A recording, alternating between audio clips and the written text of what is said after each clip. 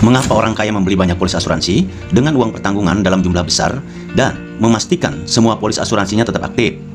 Karena orang kaya sangat pandai berhitung dan sadar atas teori kemungkinan bahwa investasi itu diukur oleh waktu. Mereka sangat sadar bahwa kematian itu suatu hal yang pasti akan terjadi, entah kapan, mungkin esok, minggu depan, bulan depan, tahun depan, 2 tahun mendatang, kita tidak tahu. Pepatah bijak bilang, jangan taruh telur dalam satu keranjang, karena jika jatuh akan pecah semua. Sama halnya dengan investasi. Investor pandai akan menempatkan dana investasinya ke berbagai media investasi, yaitu disebut dengan diversifikasi investasi. Berikut ilustrasinya. Investor bijak usia 51 tahun sampai dengan 55 tahun memiliki dana awal 10 miliar rupiah. Dia menempatkan dananya ke 4 media investasi dan asuransi jiwa. Saham 35% atau sama dengan 3,5 miliar. Obligasi dan emas 30% atau sama dengan 3 miliar. Deposito 21,6% atau sama dengan 2,2 miliar. Asuransi jiwa 9% atau sama dengan 1,3 miliar. Target akumulasi pengembangan dana sebesar 28,2 miliar.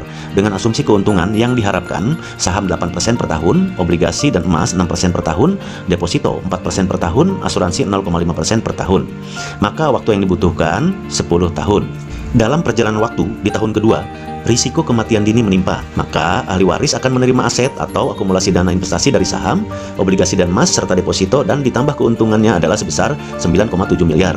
Ditambah uang pertanggungan asuransi sebesar 28,2 miliar. Jadi, total aset diterima ahli waris sebesar 37,9 miliar. Jika kita cermati dari ilustrasi tersebut, maka asuransi jiwa berkontribusi memberikan keuntungan secara finansial sebesar 26,9 miliar atau 2.107% dari premi yang telah dibayar. Bapak Ibu, sangat luar biasa bukan manfaat asuransi? Mari berasuransi. Terima kasih.